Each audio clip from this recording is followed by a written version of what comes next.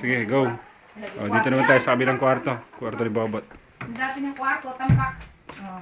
Tambak Nandun na. sa ilalim ng kama, isang box na malaki, nandun yung mga alahas ko. Madilim na yung video. Pasensya na, gabi na. Tuloy pag magsisimba ako, din ako makapag-alaat. Dahil nakatago yung alahas mo. Tago na. So, ano pa?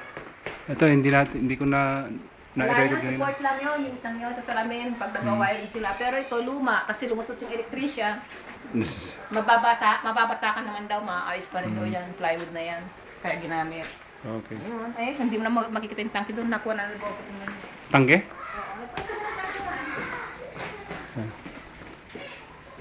Itong aircon na to, saan to? Luma ito ah. Yan yung lumang aircon.